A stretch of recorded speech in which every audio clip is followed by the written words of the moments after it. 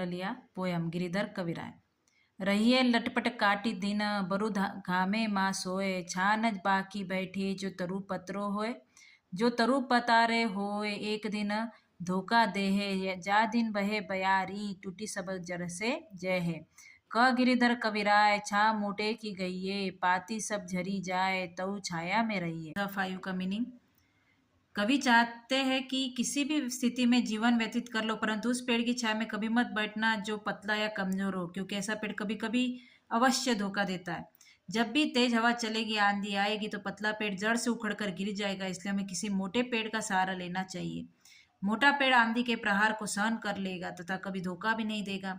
आंधी आने पर मोटे पेड़ के पत्ते भले ही झड़ जाए, परंतु उसका तना डालियां सुरक्षित रहेगी।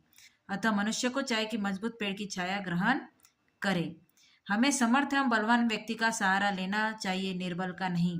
निर्बल व्यक्ति न अपनी सुरक्षा कर सकता है न दूसरे की, जबकि सबल व्यक्ति स्वयं भी सुरक्षित रहता है और अपने पास आए व्यक्ति को भी सुरक्षित रख सकता है। बाड़े नाव में घर में बाड़े दाम, दो हाथ उलीचिए यही सयानो काम। यही सयानो काम राम को सुमिरन कीजिए, पर सारथ के काज शीशा आगे धर दीजिए। क गिरिधर कविराय बड़ेन की आही बानी, चलिए चाल सुचाल राखे अपना पानी। परोपकार का महत्व स्पष्ट करते हुए कहते हैं कि यदि नाव में पानी भर जाए तो और घर में बहुत सा धन आ जाए तो उसे दोनों हाथों से बाहर निकालना चाहिए।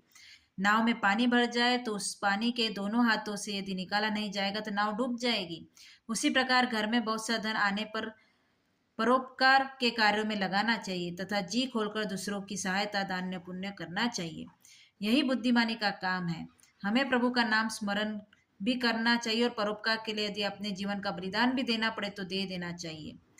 कविराय कहते हैं कि बड़े बुजुर्ग ने हमें यह सीख दे कि हमें हमेशा अच्छे ढंग से जीवयापन करना चाहिए। यही सही मार्ग पर चलते हुए अपने सम्मान को बनाए रखना चाहिए। केवल सही मार्ग पर चलने से ही अपने सम्मान की रक्षा की जा सकती है। 6 बार में जैसे समय पाए, साई तान बैठे जा कोई दे उठाए।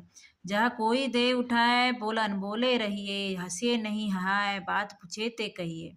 क गिरिधर कविराय समय सो कीजे काजा, अति आतुर नहीं होए बहुरी अनखे है राजा। राजा के दरबार में अवसर पाकर ही जाना चाहिए। हमें अपनी हैसियत देखकर ही स्थान ग्रहण करना चाहिए और कभी किसी ऐसे स्थान पर नहीं बैठना चाहिए जो हमारे स्तर के अनुकूल न हो, क्योंकि ऐसे स्थान पर बैठने से हमें कोई भी वहां से उठा सकता है।